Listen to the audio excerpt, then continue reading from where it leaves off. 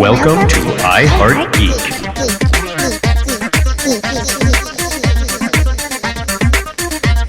And welcome to another episode of iHeartGeek. We're all waiting to see who's going to do it. I'm waiting. Someone's going to do it. There he goes. There you go. Now we can sue you, I guess. Copyright infringement and stuff or something. I don't know. Yeah, we're doing Twilight Zone today. I am so freaking excited. Me too. Actually, it's under fair use. It's under fair use about at this point? it's what the show's about. So less than 30 seconds of the music, and we're okay. Okay, I think we hit 29, so I think we're good to go. And I'm sure I sang it wrong. So Yeah. I think we were all off key. I went up one octave. Wait, that's a totally different song. Yeah, no, we're all not right, stop. vanilla. All right, stop. Collaborate and listen. No, just stop. Okay, today's show we're brought to you by Rod Sterling Cigarettes. They will help you get to your personal Twilight Zone even faster. Quit smoking, kids. Picture, if you will, Dub trying to make a joke. It was funny. It was. Okay. If it was funny, it'd have been a Twilight Zone episode. It really That's was. true, because the irony behind that would have been profound. That's right. Did you sell your soul? A little, and I don't think I got Well, my keep money's going worth. because it was hysterical. Yes. Okay, let's meet the panel today. I'm Dub, and I'm your producer. And sitting to the other side is my good buddy Kosh. How you doing, bud? I'm doing. No, gosh, The drinker's getting mad at you. I should have sold my soul to be funny as well. I'm good. I love how you answered it as a question. Good. You're not supposed to sell it to the first comer. Good. Well, I mean, it's 10 o'clock right now, so good. Okay, and someone just passed out. You're all Exactly. And to the other side of the table, we have PB&Jason. Returning to the show. After Automobile Mayhem. Oh, dear Lord. Yeah. Can you tell us about what happened on that real quick? Really quickly. It is on the page, so you guys can read about it too. But basically, coming to the recording, I blew out my right back tire on my van. Mm-hmm. Pulled over safely, changed the tire. And we're waiting for you at that Saying, point. okay, I'm on my way. Headed up the road, blew the left back tire of the van. And because I had nothing traction in the rear of the van at this point, but a donut and a rim, I spun out and hit the barricade. Man. And wrecked You weren't the van. hurt? I was not hurt, which thank God. No one else was hurt? No, none of my family was in the car, thank God, and nobody was involved in the accident. So I was very lucky, but the van did get totaled. So I now have to purchase a new automobile, which I didn't want to do at this point in my life, but Well, it sometimes you sucks, gotta but then do again, things. hey, you get a new car. That's true. There you Or go. new to There you you car, go. anyway. Yeah, that's true. I recommend Corvette. No, I'm getting a truck, man. Finally going to get that truck again. I had a truck before, and I missed having to sell having it. a So truck. There you I'm go, getting yeah. a truck Yeah. again. Yep. Okay, and after a 8-month hiatus, I think? Yeah, I think so. We have Mr. The Beard himself, Sean Critchfield. How are you doing, bud? I'm good, man. I'm good. You know, I came straight here from work, and EDC is in town, so I felt like I was walking through a Twilight episode as I was leaving. Kinda, you know? yeah. Not that I'm Glowing cars. complaining, but yeah. Welcome back, Sean. Well, thank you very much. I'm going to take a moment to say, Kaj probably can back me up on this. Okay. Maybe you should actually, since you are his best friend, What? you should probably... I pay him. As he nestles in his beard. It's he accepts Apple Pay now, so it makes it much easier. we should at least talk about what he just did, performance-wise. Because, oh, man, I thought you guys smelled that. well, no, I was That was ignoring. amazing. I was Thank you. ignoring that, Okay. and You're a bigger man than me. yeah, Brent. But no, let's acknowledge what he just recently. I think I already mentioned this on the podcast It's before. been mentioned before. But since you are here now, and we can say it up close and personal, Sean just did a production for Poor Richard's Players for the Playhouse, where he was the main star. Was it like an hour, 2 hour, It 2 was hour show? 90 minutes. We A ran about 90-minute 88 show minutes consistently. called the Iliad. That's like the Homer's book Iliad. That he just went in like a beast and was probably the most amazing show I've ever seen him do in the 30 years that I've known this gentleman. Yes. and Iliad And yes. Iliad, yeah. I've been wanting to do this because of I want to go, hey, Deb, what's up, homie? What's up, Kosh, homie? What's up, Homer? Nice. Yeah. No, you were playing that for months. for weeks. He's on the show. I could do it. The joke. Yeah, I just want to say I've seen probably half a dozen one-man shows. I've never seen anything like that. That was Thank you. absolutely mind-blowing. What you had to memorize and the physicality of that performance. Oh man, I was blown away. Thank you, man. I was Thank honored you. to catch that. I appreciate that a lot, man. It almost put me in the ground. And you're gonna do it again. And I caught a break on the wind, man, because you were doing that during the hurricane of March. And, That's right. You know, and isn't it unfortunate you didn't catch a break in the wind tonight? Right. Wah, wah. Okay, well, let's get the show started a little bit, like if you don't mind. All right. Ooh, all sorts of tooting going on today. This is what happens when you do a late show. There's going to be lots of toots. That's right. Yeah, I guess. Let's actually, first thing I want to talk about, let's discuss what makes the original, very keyword, original Twilight Zone episode so very timeless. 50 years later, and it feels like it was written today. So I have a question that I don't know the answer to, but maybe you, Sean, do. And that is, was this the first of its kind of those episodic, episodic irony, mystical shows? You know, I would assume that there's got to be some kind of radio play type stuff that happened beforehand. Okay. You know, but Well, you can even say television-wise- Shadow was basically like that, Yeah. or any of those old murder mysteries. So, but television-wise, I think that's the can't- first. Yeah, I Because think it Outer would have to be Limits the and first. Was after. Yeah, Outer Limits was after. and Night Shadow. Gallery. Night Gallery and What about the like comic book wise? Because I know that like a lot of the Pulp Fiction comics before superheroes got really popular, like Strange Tales and stuff like that, would be kind of that's more true. Tales of the Crypt, too. monster, Oh, well, a lot ironic of that's type. the stuff that Stan Lee cut his teeth on. Yeah. So I'm sure comics were first, but as But I it think always is. But for TV, I think It's it for- was it the was the first of first. its kind, wasn't I it? think so. Yeah, that makes sense to me. So, Yeah. but what did they do that made it so that it still feels relevant today? I mean, you can watch stuff from the 80s and it doesn't feel as relevant as the stuff that came out in the 50s and 60s. I'll be honest. I Sure, thought yeah. the '80s version was scary. Like I saw a couple. I remember seeing a couple of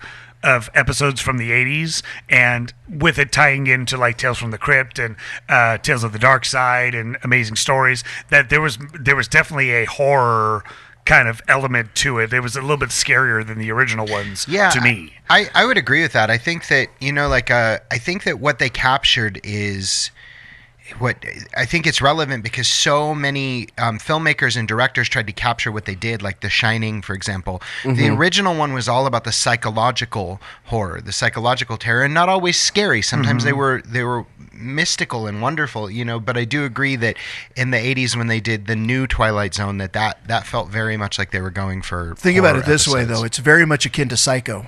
Okay? Yeah. Psycho was terrifying to that generation of younger people seeing that horror movie.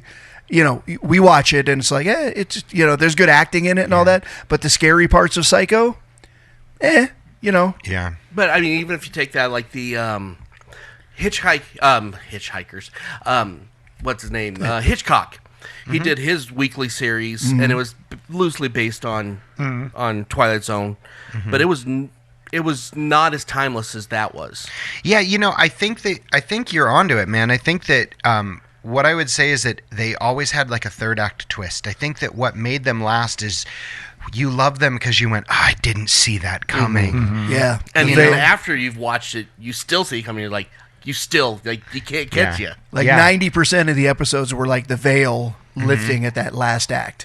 Yeah. And they're really Yeah. X, fill in the blank. And others, and I think that in the others sometimes they achieve that, but not as consistently as the first one. I think like later it became a matter of, you almost could smell it coming sometimes. You know what I mean? It's like, oh, okay, he's the guy that's going to do the thing. They were trying to do it. Right. If that makes sense. And when you didn't have a predecessor in those, other than the comics and stuff we mentioned, they were in new territory. they created the tropes. Everything. Yeah, everything after that. The re-releases of the Twilight Zone, especially. It's like you have the risk of it's just like it's nothing new. Yeah. I've seen this before. Why are they doing this? Wow, what an interesting thought, because that we can still go back because it's the original, even though it's now a trope. It's like, but it was the first trope. Right. You know, it still wins because all those other movies are that way because of this episode. Right. You It know, becomes a trope afterwards. It wasn't a Yeah. trope then. Yeah. And it doesn't feel dated though. That's what's still. The styles are different, of course, and all Right. that, but it doesn't feel dated. Well, I always felt that there was like an underlying, and it wasn't too, because we were talking about this before. It wasn't really necessarily a political message, but they did kind of like It was morality. slide under the table, like not necessarily a hidden message, but just a hidden conversation piece for each episode, in different situations, like what you would do on this. Like one of my picks that I have is the shelter, and that's where there's like one last bomb shelter, and then all these people come in to get into the bomb shelter. And it's like entitlement. It's like, well, who gets the bomb shelter, and then they have to fight over it. It's like, well, all right, in our day and age, who would you?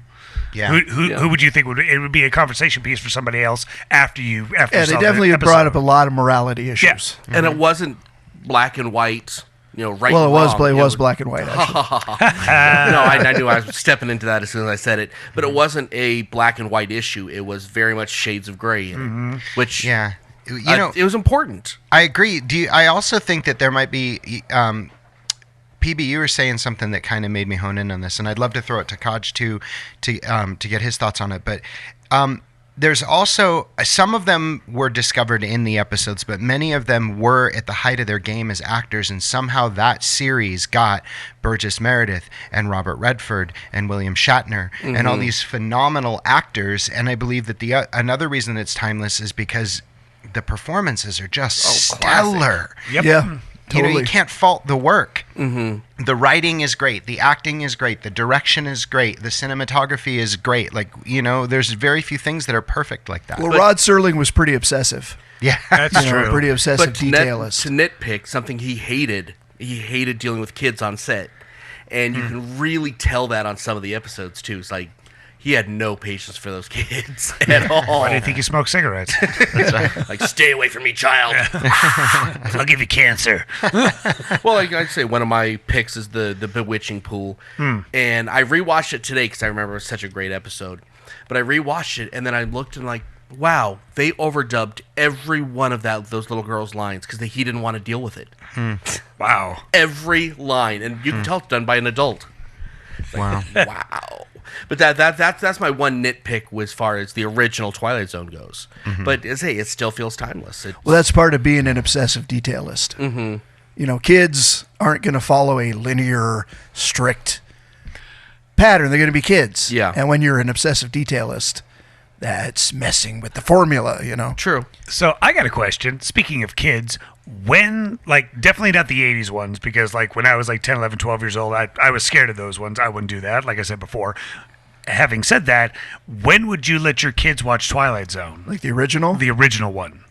I'd probably let them now. My boys are 8 and my daughter's 12. Okay, you think I'd let they them would know. get it or under? Oh yeah, my daughter would totally get it. Yeah, I think I started. So I was in Okinawa on the military base, where over there we had one channel, the Far East Network. So whatever was playing was what you watched, and they aired not Tales from the Crypt, Tales from the Dark Side. In the meantime, try to enjoy the daylight. Yeah, but and I was obsessed with that, and so my parents said you need to watch Twilight Zone, and so that's how I was introduced around 8 or 9. So I would have no problem, especially those episodes. Yeah, because they're not really too scary, but they're just enough that they'd be able to get it and understand it, all that. It's scary like Doctor Who's scary. Yeah. Yeah, I would say that. And even less so because it's more. It makes a kid understand what irony is. Yeah. And just. And I'm usually pretty on board with what they're going after morality wise. Well, no matter what your political stance is, it doesn't matter because they were able to convey a message that wasn't political. They could not make the Twilight Zone today, and they do. And I haven't watched any episodes to be completely honest. But Neither have I. So. I can't see them not throwing political in. Yeah. I'm sure they do, everywhere. and I'm sure it's very specific, And and it's- it's probably even more scary because you got to up the ante all the time. But Yeah, which for sure. makes it so. What's the point of watching this? Because it's not timeless. It doesn't feel.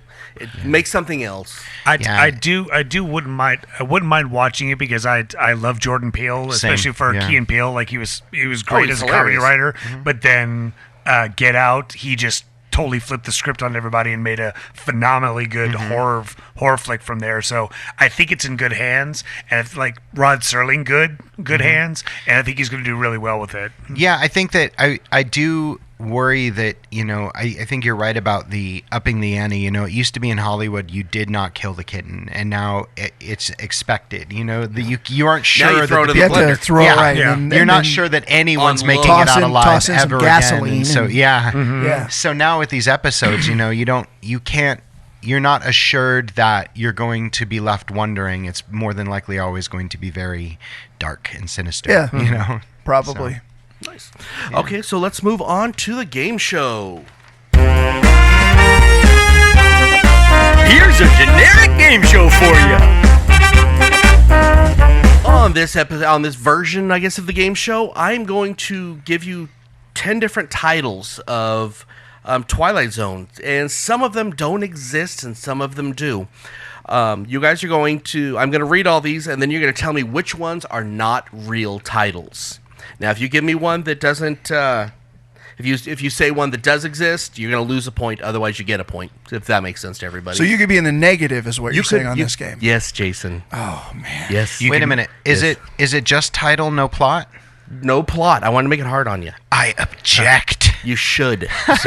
Man, I was sure I had this one in the bag, but if it's just titles, I'm Well, 'cause that's too easy. Yeah. And I don't want to have to Yeah. write. So if we get so many wrong, we could actually be Down Under. Oh, you could Quigley it. I could be in the Down Under. The Upside Down. The Upside Down. There you go. Oh my God! I need to watch Speaking of Stranger another Things Twilight Zone ripoff. Okay. again. Rip, but no homage. That Okay. show is great. So I'm going to read these, and then, we'll come back, and we'll go around the table, and you guys will tell me which ones don't exist. Okay. So number 1 is Judgment Night, and you can play along at home. Number 2 is The Four of Us Are Dying.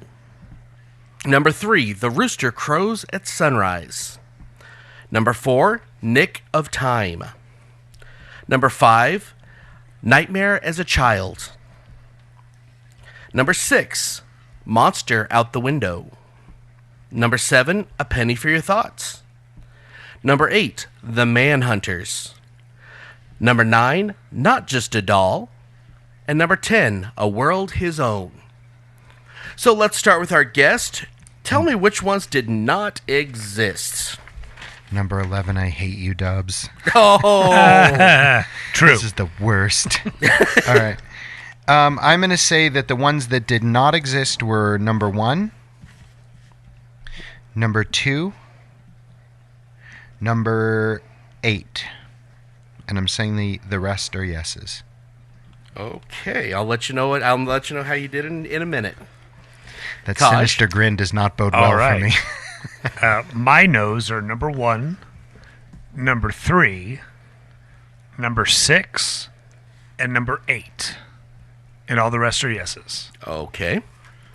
Can I tell you the ones I wrote maybe on? No, I don't care. All right. Picture, if you will, if I got all Okay, these the correct. no's that I wrote are number 1, number 3, number 5, number 6, number 8, and number 9. Okay. Well, I hate to say it, but Jason won. Nice. Okay, I'll tell you the ones that did not exist. He hates to say it, but Jason won. The hell That's is your that all irony. about? That's your irony. Okay. There you go. Okay, the ones that are incorrect. Number 3, the rooster crows at sunrise does not exist. Number 6, monster out the window. I want you guys to think of the one with the plane, and that's not actually the title. Number 8, the Manhunters does not exist. And number 9, Not Just a Doll does not exist. Judgment Night was Judgment Night is a real one. 80s. No, these are all from the. Most of them are from the first and second season. So I won? You won. So- PB, you got 4 correct and 2 incorrect. Okay. I completely thought that it was like the Emilio Estevez Judgment Night. Oh, that'd be good. great soundtrack on that one. Yeah. Kaj, you got one correct and, three correct and one wrong. Yes. Sean, 2 wrong, 1 correct. You know what? I'm in the positive. I'll take it. I'll take it.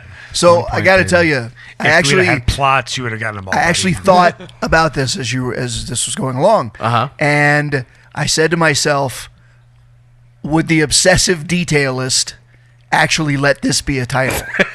That's the right way of doing it too. Exactly. And like Monster Out the Window, I'm like, no, he wouldn't be You're right. too easy, too blatant. Well, You know, not it has just to a be doll like- could have been done in the 80s. Because that sounds like kind of an 80s one. Sounds like somebody would have had a doll that they fell in love with or something. I thought Judgment Night was like this, like the side panel of The Purge. Ooh. Yeah. No, I don't actually.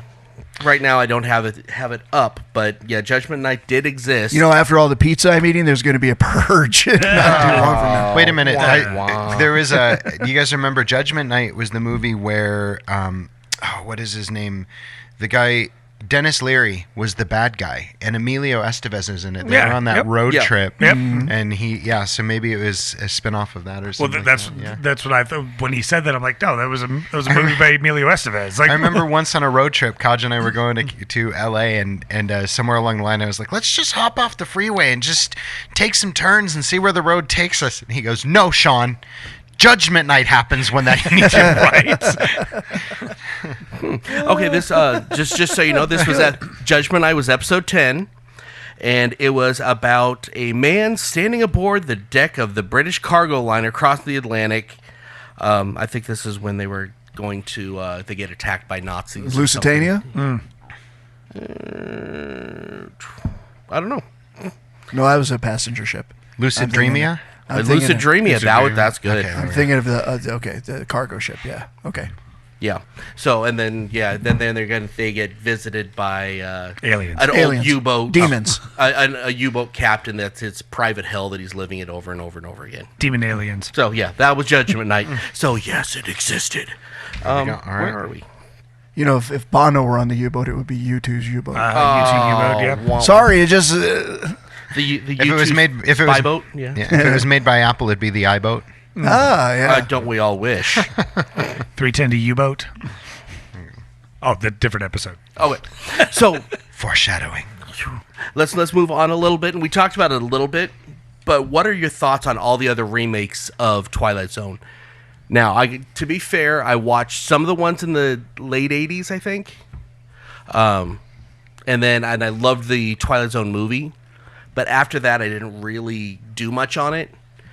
Here's the thing about remakes and stuff like that, and like even the ones like Amazing Stories and all that stuff. Hitchhiker. Yeah, it became an easy, almost no fail Law and Order. formula. You know, I mean, it's gonna, at least for a season, it's going to Do well. Yeah, exactly. So, did it lose its specialness? Yeah, absolutely. But is it still entertaining? Yeah. And for a new generation that is a little more desensitized, that needs a little more of that stuff for it to actually be scary or, emotional or whatever. It's the whole thing. It's like this stuff like this makes me really feel my age because it's like get out of my yard, But at the same time, you know what? None of us were alive for the original Twilight Zones. That's true. Well, that's true. None of us watched them originally. I would Get out of my also- dad's yard. Exactly. I would also say the kids are just smarter now. Like they've seen In some ways. No, it's And in others because not. like PB said, like if these kids are so desensitized now that they're literally like they'll watch like 5 minutes of the show and be like, I know exactly who did it. Like, because they'll have figured it out because they've seen these tropes over and over and over again. They're like, all right, it's either going to be this or this, and then when it's one of the suggestions that they have, they're like, yep, called it. Okay. I will go on record as saying that I'm probably way too easy on it because like when I was younger, that type of storytelling was like my jam, my jelly, my peanuts, and my peanut butter. So like I watched Monsters, I watched Tales from the Crypt, I watched Tales from the Dark, like the cheesy monsters, candied critters, like all those awful ones.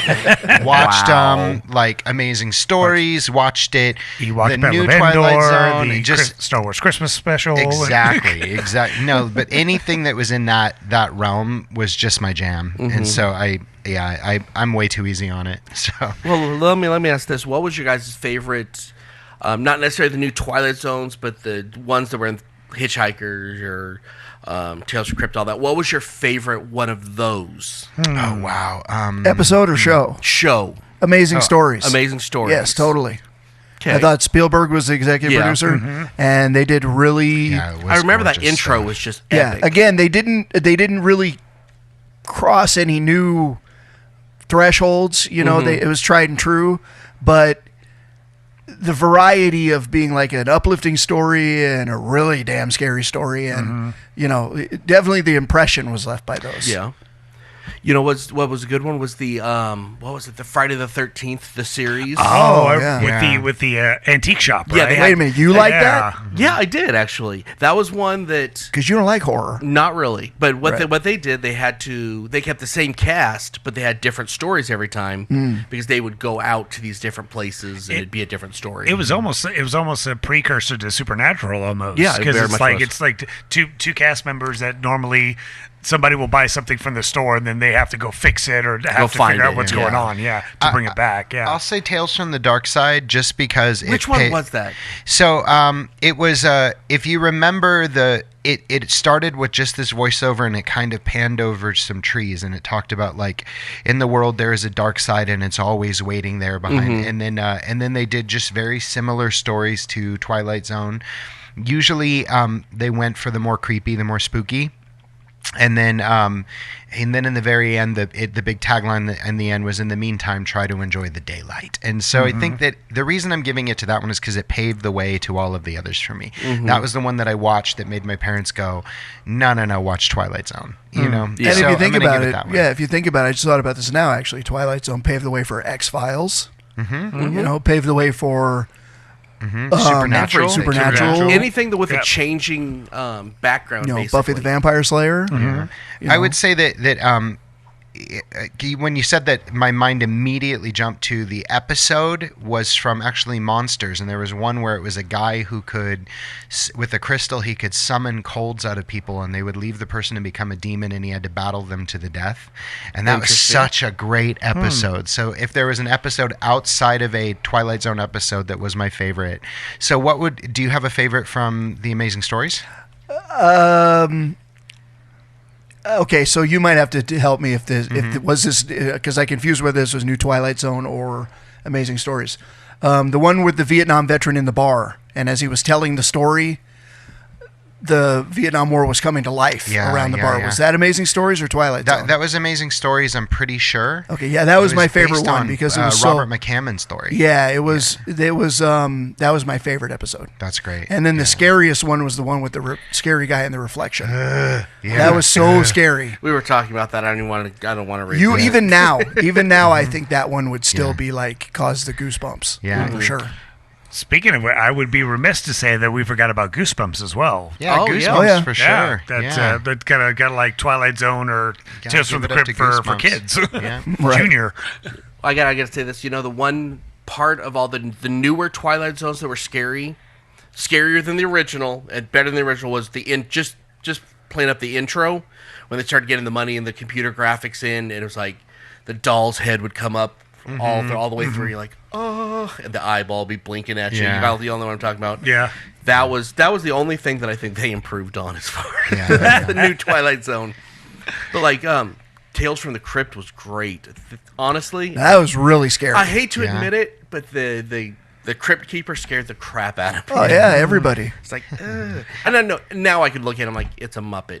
It's Yeah. a broken Muppet. Do you remember when we were younger, the Count Cool Rider? Oh, yeah. Yeah. So Count Cool Rider held a competition for early bird tickets to Terminator 2. Right? And we all went, and they had this was when it was still film, and they had a melt through while we were watching it, and then they had to get a second canister sent over. So we watched City Slickers until like 2 a.m, and then they started Terminator. and we were watching, and Count Cool Rider was there, and he got up and he started to leave, and I shouted from the back of the theater, "Hey, where's Count Chocula going?" And everyone started booing him until he sat back down and stayed. Yeah. But yeah. Wow. And now he remakes Cars. That's right. Oh my God, goosebumps. Nice. Okay, so let's move on to our listener feedback section.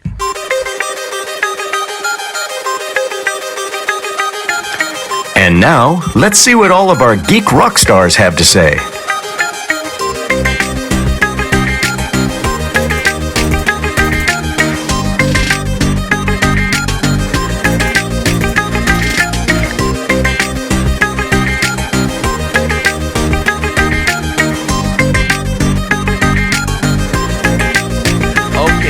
Listener feedback. I hope to God I cut all that out.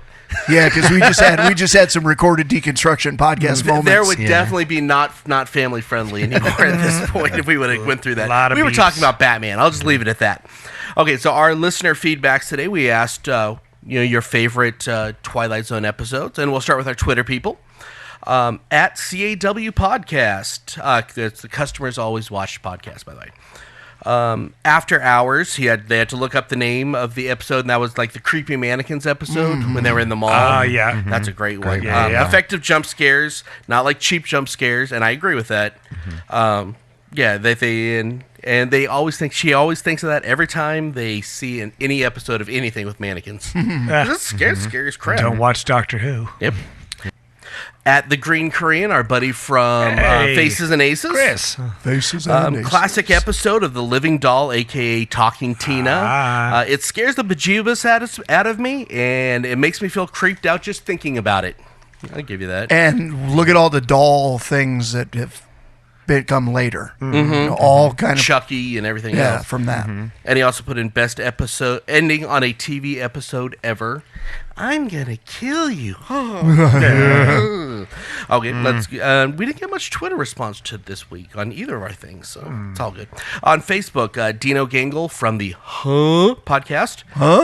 Obsolete Man. It really preaches about government overreach. The voice of the show, Todd Harvey, on the original series, season 3, To Serve Man, which was a great. Simpsons episode. Yes. Simpsons takes a lot from Twilight Zone. Oh my god! Once you start reading the synopsises, it's kind of like exactly synopsis.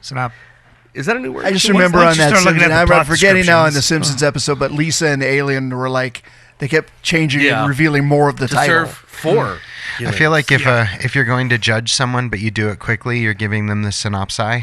The synopsis. Oh, the side synopsis. Or the stink synopsis.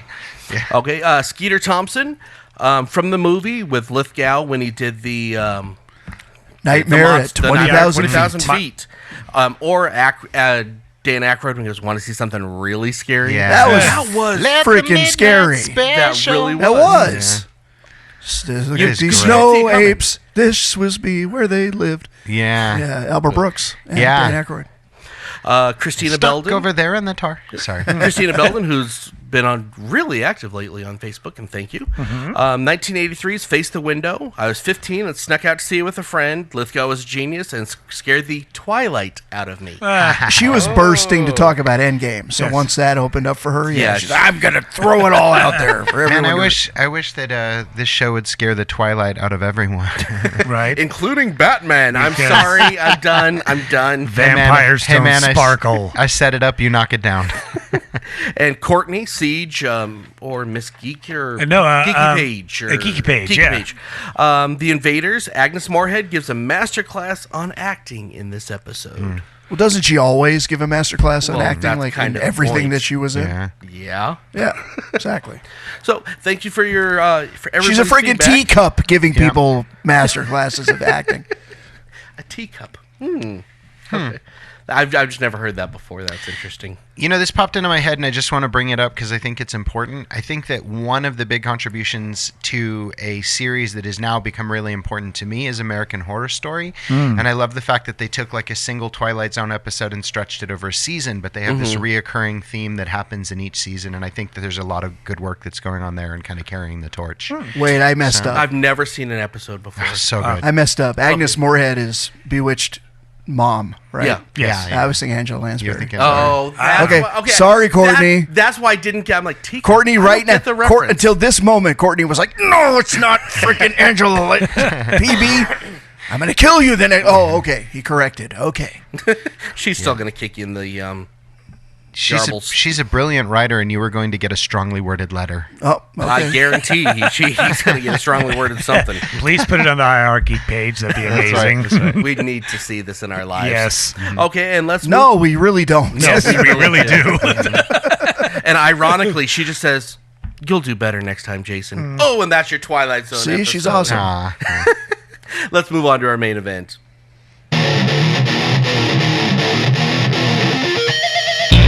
Now it's time for the main event.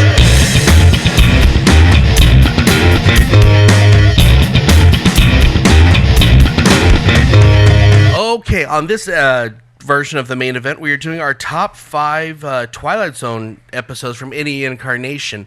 What were that you were just saying, Kaj, before we... Well, picture, if you will, PB&Jason, Courtney Sheets, hearing this podcast and then going out and writing a very strange and a very spiteful and very long, eloquent letter to you on iHeartGeek. This letter. At that moment when he swan dived right into the cement. Oh. This- because his This letter his predicting tires blew.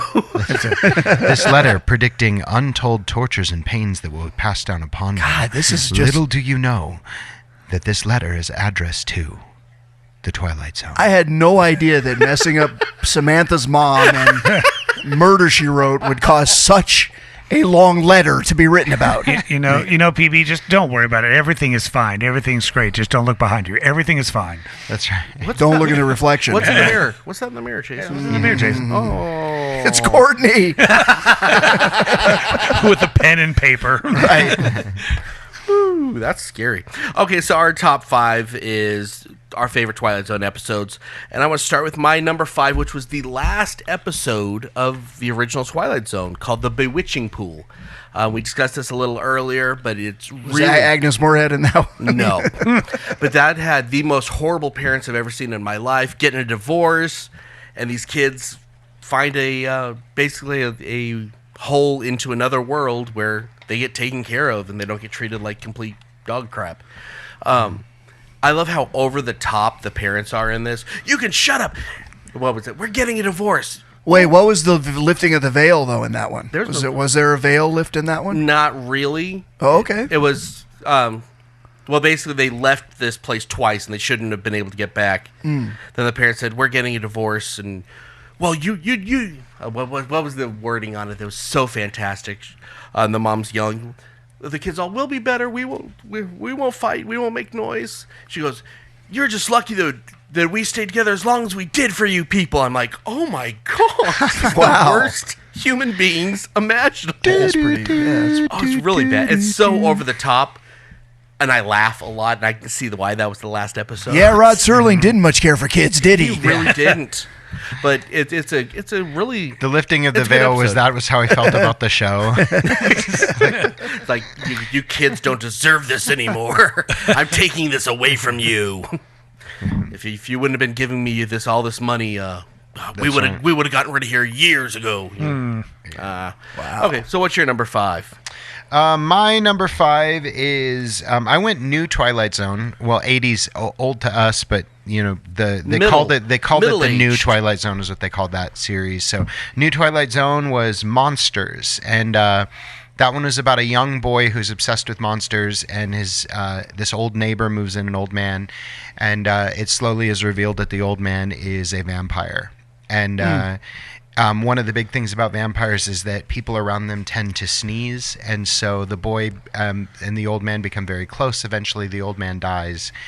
And when the old man dies, the next day the mom is coming in to console the boy who's upset, and she begins to sneeze. Plus, another clue is he was probably counting everything. That's right. That's right. Like a That's right. thunderclap. That's right. That's right. When he was done. Right. He started turning purple.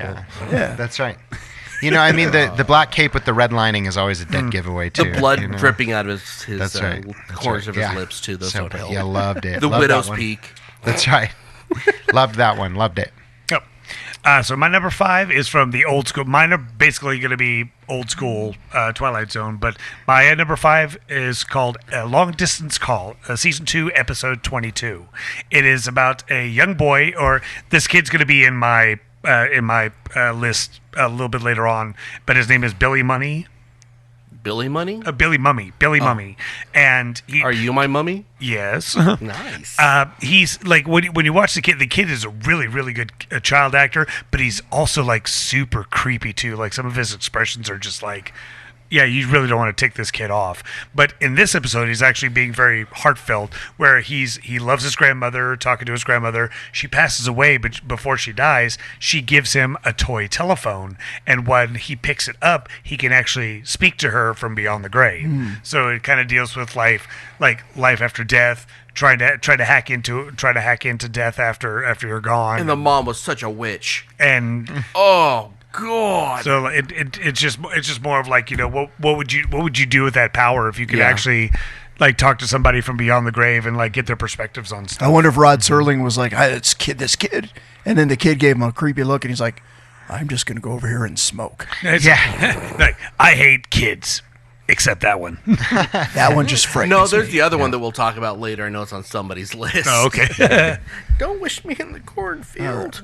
Oh, all right. My number 5 is the first episode of the old Twilight Zones, and like Kaj, mine are all from the original as well. Where is everybody? Okay, which And one it was was that? it was the very first episode. It was the one where the guy was alone, and he kept coming upon clues that there were people there, but there would never be people. The laughter. Yeah, the little sounds, and then the cup of the coffee, and Yeah. steaming cup of coffee, and all that stuff, and he was going crazier and crazier, and then he had a breakdown, and then of course the veil lifts, and he was being observed, being put into isolation because he was training to be an astronaut to go on a solo space mission. Do you remember the time he was in a solitary? It was like 3 weeks or something? It was for a while. I don't remember exactly, but I do know that he basically failed the test, and they're like, well, You would have done it too. He yeah. didn't quite make it, and they carried him out on a stretcher. And that first time they did he's not really alone, he's being observed. And it was kind of scary. Yeah. I mean, Creepy, for sure. Yeah. Yeah. Yeah. Great episode. I'm going to take some food now. He's like talking to people Yeah. that don't exist. It's great. But they do exist. Sorry. Castaways was a Twilight Zone episode. Okay. My number 4 is Monsters Are Due on Maple Street. Very that's a good famous one. episode. Classic. I almost made my list. Yeah, it's a great episode. Yeah. I like the morality play on it. Was the monsters, the aliens were just there. They were just kind of playing with lights a little bit. They didn't have to do anything until eventually everyone just killed each other. And It basically was the witch hunt theme. yeah, Yeah. It- Brought to a new light. The worst part of humanity. He's the alien. will hit there with fear. Yeah, he's the alien. He's the monster. He's Yeah. I Because saw him because doing he's it. weird and different. Yeah. Yeah, exactly. How'd you know?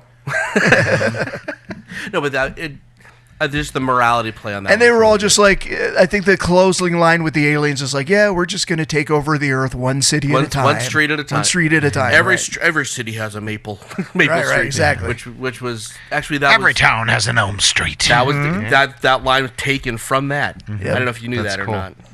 not. Okay. All right, my number 4 is Button. Who's got the button? That's right. Button was later made into a movie that was not good, in my estimation. But the episode is fantastic. The episode is a guy shows up and he has a little box with a red button in it, and he says, if you press this button, we will give you, I don't remember what the amount of money was, but a certain For now, large- it'd be $1 million. Yeah, $1 million. And somewhere, someone you can't possibly know will die. And so he leaves. They have 24 hours to decide. And the couple spend the whole night just laboring over it. And in the last few moments, they decide to press the button. And the guy shows up and he collects the box. And they say, did someone? And he said, did someone die? Yes, they did. And he said, what do you do now? And he says, well, we reset the button and we give it to someone that you can't possibly know. Yeah, and that's the end. It's great. There's a college humor episode where the guy's like, there's a box, and if you press this button, you get $1 million. He hits it, and he's like, no, you have to listen to the whole instructions. Okay, if you press $1 million, someone dies, and the guy hits it, and he's like, no, you have to listen to all the instructions. And the guy's like, what if I hit it twice? Do I get $2 million? He smacks it twice, and it's like 5 minutes of that. So what was the movie? I don't remember. Wasn't it called The Button or The Red Button? Or it was something like that. It was made recently. Katherine Heigl, I'll tell you what, I think, was in it? Yeah, I think so. Kaj, if you do your 4, I'll have it for you by the time we come back around. That sounds good. My number 4 is a shout out to Katie May as well, because she prominently remembers this particular episode from the Twilight Zone. It's one of the new ones in the 80s Twilight Zone. It was called A Little Peace and Quiet. And it's about a mother who finds out that she has this special power for when she says shut up, that time stops. Oh. And at first, she, like, her kids are having an argument. They're, like, fighting with each other, and she goes, just shut up, and they stop. They just stop in their tracks. How do I get this power? I know. And they remade that on the new one, by the way. Well, you have to have the button first. All right. And then throughout the episode, she's like, oh my gosh, I have this newfound power. This is amazing. And then the twist at the end is that she's taking a bath. She's having a little bit of peace and quiet. Her husband runs in, starts screaming at her. She hears air raid sirens, and basically World War III is coming. She sees the missiles shooting up, and she says, shut up, and then everything stops. And the big thing is that what does she do? Does she just live alone for the rest of her life because now everything is, or say, I think it was like, let's talk again, or we can talk now. And then everything would go back again. Well, what you're forgetting about one part in the earlier part in that is when she discovers she has this power, the kids go off to school, and one of the first things that happens is there's two people that come up to her door with some kind of petition. We want to stop nuclear arms. Well, everyone knows the answer to that. She goes, well, can you sign this? Shut up! And she drags him outside. And that was kind of the foreshadowing of the whole thing, which was, I thought, an interesting play on it. Yeah. Did you find that movie? I did. It was The Box. In 2009, it was with Cameron Diaz and James Marsden. Shame on you. Oh, okay. Shame on both of you for making that. It's not the actor, it's the director and the writer. There you go. And the sound grip. Okay, my number 4 is from the original series, 5 characters in search of an exit. Okay. Now, what I liked about this one is you had the clown, the hobo, the ballerina, the bagpiper, and the major. And they were trapped in this room, and they were all trying to ponder what it was. And the irony of this show is they're coming up with Twilight Zone-ish answers. We're in hell. We're abducted by aliens. We're all these things that could happen on the Twilight Zone. And then what it ends up being is their toys in a barrel. It was the first Toy Story. Right. And the really creepy part where the two of them hold hands at the end with the creepy eyes. Oh. Yeah, it's pretty scary. Yeah. But so good. But it was neat because it's like, again, everybody got the I can almost see like the joke within the joke. It's like, we'll just present. We'll lift the veil. But when the veil's really lifted, you're like, oh, I didn't even see that coming. It was so good. And you did. didn't. So good. It was like a donation box, wasn't it, or something like that? Yeah. Well, a barrel. So it was like the barrel. Donation barrel. Barrel. Yeah. Oh, I hope that's what Toy Story 4 is. Because it was a toy gets dropped in the beginning of it to start the episode. Right. Yeah. So good. Yeah. Okay, my number 3. I just changed it from What You Need, which check out that episode. But anyway, I'm changing it to the Hitchhiker, which was a girl's going cross country, and she gets in a little fender bender wreck, and it starts out and there's a guy changing the tires. She goes, "Oh, you were going too fast, and most people don't walk away from these accidents." Blah blah blah blah. And she sees this old guy trying to hitch a ride. She's driving all the way across country. Goes, and every place she goes, she sees the same hitchhiker. And then by the end, you finally figure out that's death because she died in that accident, which I thought was a really interesting. And she's dealing with all these people, so I'm like, well, how do you deal with all these people? But she was alive, but she had to go with death because it was Final Destination. Right. It was her Yeah. time to die. She And got then lucky. and then the remakes of that one were more just the creepy zombie type deal. Yeah, no, Yeah. I thought that was just creepy enough. Yeah, yeah. honestly. That's great. Well, did that Yeah. spawn off the TV show as well, The Hitchhiker? No. Okay. yeah. No, so the something- Hitchhiker, that was just its own thing. Yeah. Yeah, the Hitcher. It was called the Hitcher. Yeah, the Oh, Hitcher. okay. It was... Super spooky. I think that's the second season. It's on Hulu. I highly recommend checking that one out. The Hitcher. Just because it is that good. So he goes over to behind people's trucks and just hitches on. That's right. That's it. Yeah. That's it. Scary. My number 3 is a similar flavor to yours, and that is black licorice. No, it's similar in flavor to your number 3, which was Nothing in the Dark. Oh man, that was the Robert Redford episode. Okay. Yeah. So it's the old lady who's a shut-in. She's agoraphobic, and she won't leave her home because she believes that death is waiting outside to take her.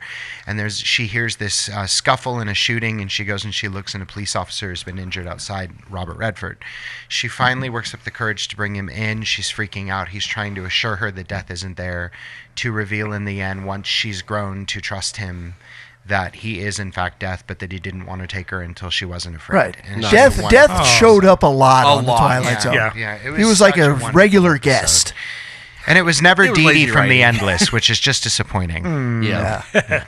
Nice.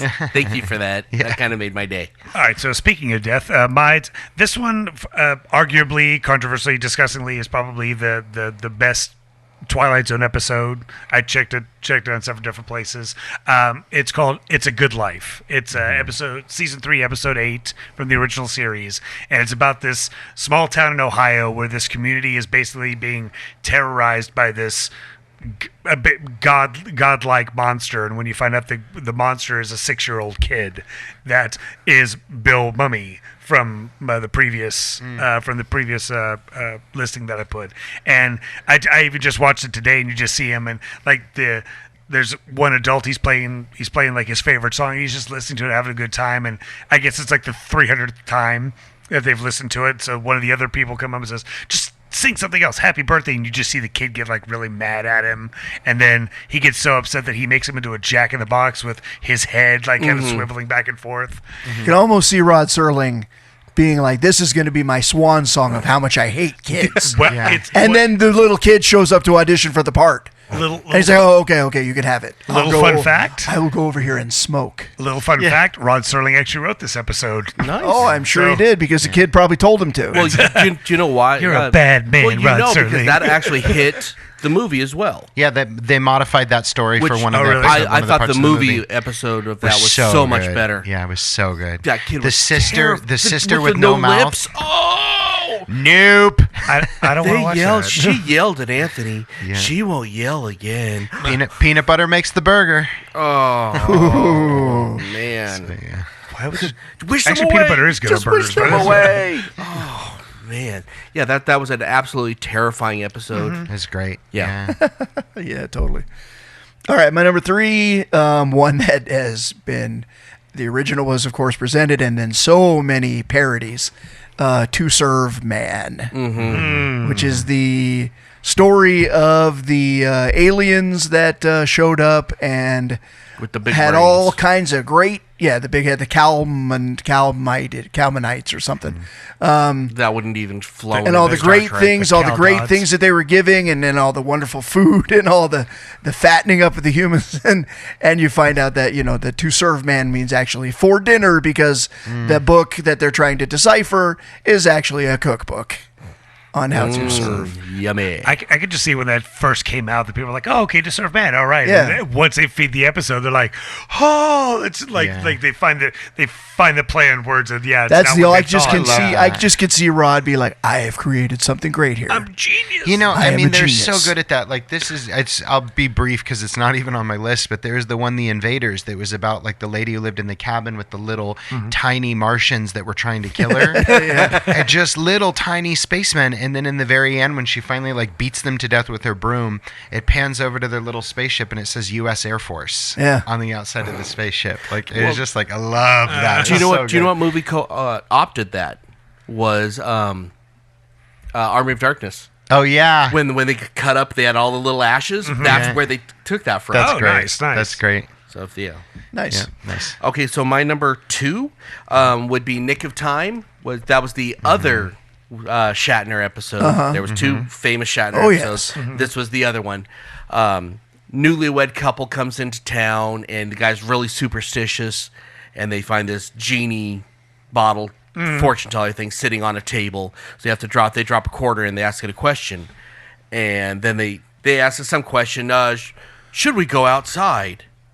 Yes, you should go outside and look to your left or something. And they look to their left, and there was something great happen. Oh, awesome! And then it starts getting progressively worse. Can we leave town today? No, you can't leave town today. And then they finally break. By the end, they break through and said, "No, we're not. We're going to live our lives how we're going to live our lives." And they leave. And then you see another couple goes and sits right at that same table. Is today the day that we can leave? Puts the quarter in. No, you can't leave. So interesting thoughts on superstition, and it's Shatner at his absolute overacting best. I just see a fortune telling machine that's just lonely and doesn't want to. It doesn't want anyone to leave. It just wants somebody to love. It wants to grow the local economy. Yeah, it's like That's right. That's right. Sean, what you got there? My number 2 is Kick the Can. nice. Which version? They were both good, but I gotta give it to Scatman Crothers. He was so movie. charming. That was the movie. Yeah, he was so charming. That was the one where the old man with the young, fresh mind comes into the old folks' home. And he convinces them all to play Kick the Can, and then they all become young again. Right. And it's Except just for one guy. Yeah. So the one guy who couldn't do So it, and left then out. Ugh. and then he wakes up, and everyone's old again, but with young, fresh minds, except for one kid who says, didn't- "It's wonderful being young again," and he leaves. But my favorite moment is in the very, very end. The old man who's the curmudgeon is in the yard, and he's kicking the can around. Jason, Look at me. Yeah, and Scatman Crothers stops, and he looks at PB&Jason, and he goes, he'll get it. And he winks. It's just charming. Just kick the Yeah, I can. remember that. Just one of the, that's one of those ones where the veil was beautiful and wonderful and charming and Sometimes. every once in a while they gave you one of those that was just syrup and sugar and candy. And something else I liked about that episode, I don't know if you remember, goes, they're reading the guy's file and goes, well, this is the 7th old folks home this guy's been in, and then okay, so you kind of forget about that, and then at the very, very end, you see him going to another old folks home going to go do the same thing. To do the same Which thing. I'm like, so is he like death or anti-death? Oh yeah, that is an interesting thought. Like, Is he taking him to the other side? You're Yeah. young, you can go to the other side, and that's what the kid actually died. Oh wow, yeah. That's just another thought. Yeah, there's on it. another another great thing in there that I loved, which was the young kid who stays young, and he starts quoting Errol Flynn. What's the guy? No greetings from you. It's such a great episode. Yeah. So yeah, Kick the Can is really high on my Great list. episode. Yeah. Nice. My number 2 is we've mentioned this on the show already, called The Shelter. It's basically about like just group mentality. There's like one more bomb shelter, like all things are going to pot. There's one bomb shelter left, and then there's these group of people that just come in and are like, we want into the bomb shelter, but it can only fit a certain amount of people. So it's society trying to figure out who gets to go into this bomb shelter, and then slowly, and then throughout the course of the episode, like people are just feeling like they're entitled. Like, well, I need to go in here because of this. No, I need to go in here and because of this. Well, and then you they should have been start a little fighting. prepared, huh? Yeah. Maybe you should have made your own bomb shelter. That's all I'm My saying. own thoughts on Yeah. it. Nice. My number 2, both versions of Nightmare at 20,000 Feet. Okay. John Lithgow in one. William Shatner. in the William other. Shatner in I'm the gonna other, I'm gonna give a nod to the later one, the one with Lithgow. Lithgow? Yeah. Because there was So good in actually that. some elements He in was that terrifying. Oh, one. that was scary. Yeah. Not only one, the gremlin was the crypt keeper. I mean, that's exactly what he Yeah. looked like. But there was the moment in the new one when, so the whole thing, the basic story, if you haven't seen it, there's a gremlin attacking a plane, and the only one who sees it is John Lithgow or William Shatner, depending on which version you're watching. And everybody else is like, no, there's nothing going on. No, so we're having some engine trouble, but the plane's got 4 engines. You don't have to worry, all these things. And then he starts like, what, am I going crazy, or is this really happening? So it is really happening, because then In the Lithgow version, as the gremlin starts tearing the crap out of the engine, he gets hold of a gun and he shoots out the window, and the gremlin comes there, lands there, and grabs his face and does the thing with the finger. But the coolest moment in that is when he's got Lithgow, grabs his face. You know the gremlin is super strong, and the clouds clear and the airport appears. Yeah. And the gremlin's like, I gotta go. And then he does the finger. Yeah, and he flies back into the storm. Well, something else that you didn't hit on that, but I thought was really interesting was how empathetic the captain was. Yeah, I know he's there, but we'll fly right past him. I don't know if you guys remember that part. Yeah, and then there's the part where he says, did you lose the engine? And he's like, we did. We lost engine number 2, but it could have been a lightning strike. And just like, so it's confirming that the thing's out there, you know? And Lithgow, again, Shatner and Lithgow, but Lithgow, man, just talk about him at his acting best.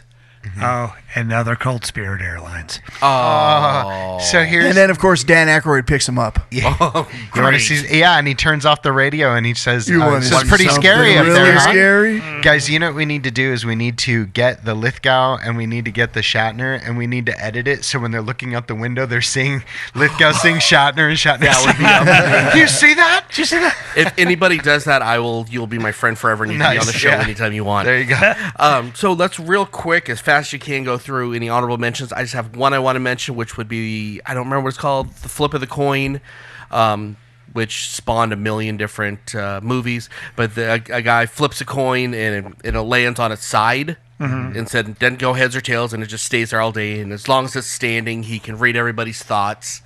Guy from Bewitched, Dick Sargent? Dick Dick Sargent? York? Dick York. Sergeant York? Yes.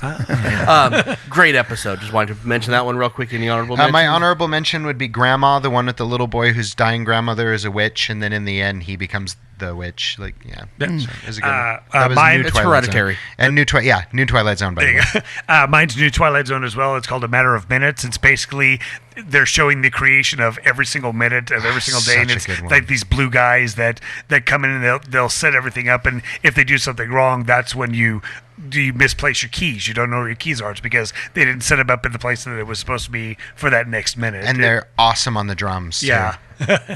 I didn't have one, And but I marshmallows. remembered one from the new Twilight Zone that I wanted to mention. You guys remember? I remember the episode.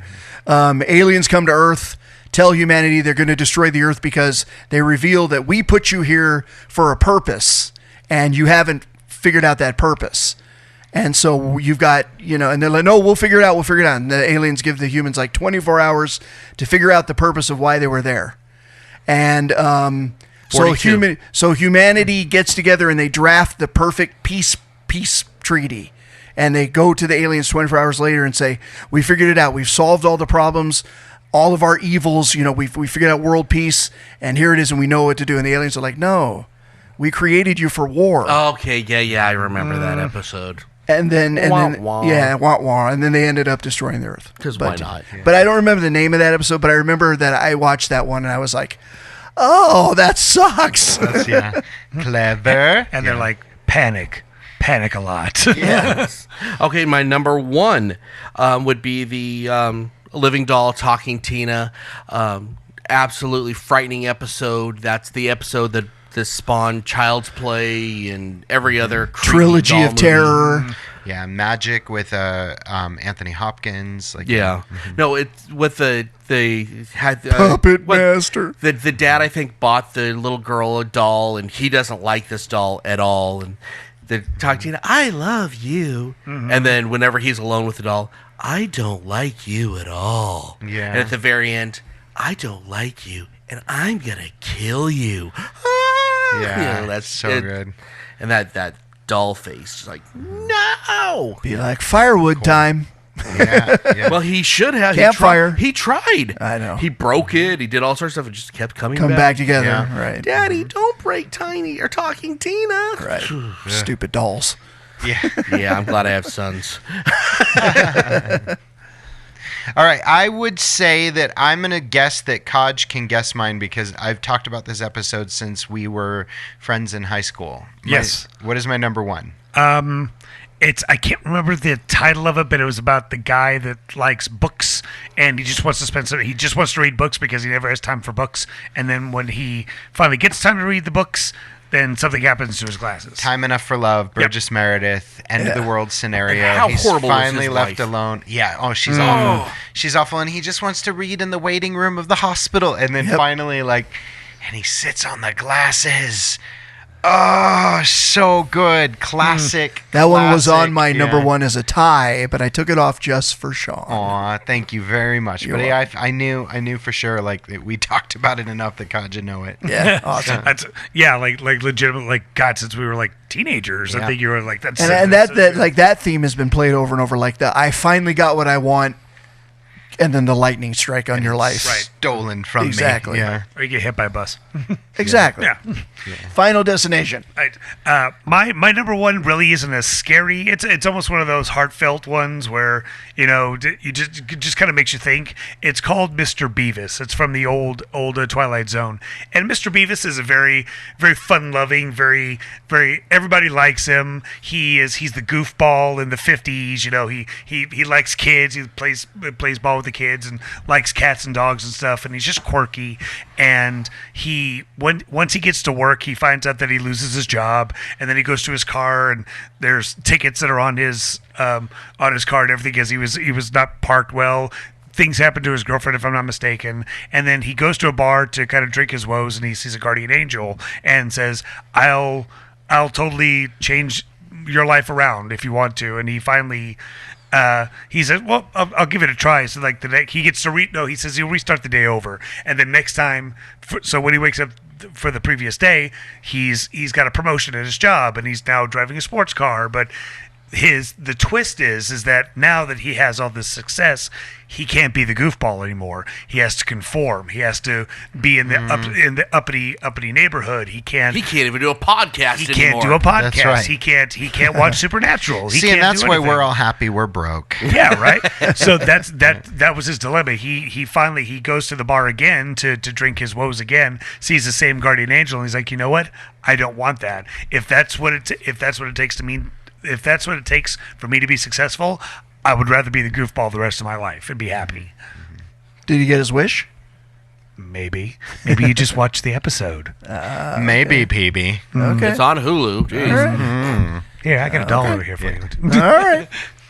Okay, my number one is one of the biggest morality tales in Twilight Zone about physical appearance and such, and that is the eye of the beholder, where Just watched that today. where the horribly deformed patient is actually someone who looks like a normal human, and all the rest of them are scary looking pig doctors. And it's a huge morality tale on beauty and ugliness and physical, and the importance of remembering that just because you look different doesn't mean that you are somehow a monster. That one was adapted from a Rod Serling short story about a boy who is being sent to an alien planet who is deformed, and they were sending a boy from that alien planet to Earth, and the boy gets off and he's handsome, and the guy's like, "Oh, you're gonna do great here," and he's like, "Look, you don't have to be nice to me." Right. And he gets on and he gets there, and his deformity looks exactly like the people on the alien planet. And Right. the girls look at him and go, "Oh, he's cute," and that's where it ends. It's really charming. Yeah. But that was actually where that one came from. Was that Rod Yeah. Serling So story. again, one of those oh my god twists. Love it. Right. Yeah.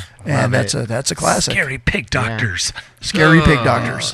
Yeah, it's And they did actually look scary. Yeah, That's they one did, of those where yeah. even with the cheesy makeup, they was look scary. It was the same makeup they used for the episode with the masks. Yeah. When Yeah. the grandpa Yeah. makes everyone wear a mask. Yeah. Show how evil they were, and then they couldn't take them off. It's the exact same makeup. Right. I was Oh, just nice. watching that, actually. Okay, so that's a show. Check out the website, www.iheartgeekshow.com. Use the com. We paid extra for it. Go to the Facebook. Talk to us. You can use the Twitter at iHeartGeekShow. All that other stuff. Until next time, I'm Dub. I'm Yeti. I'm Kaj. I'm PB&Jason. Keep on geeking on.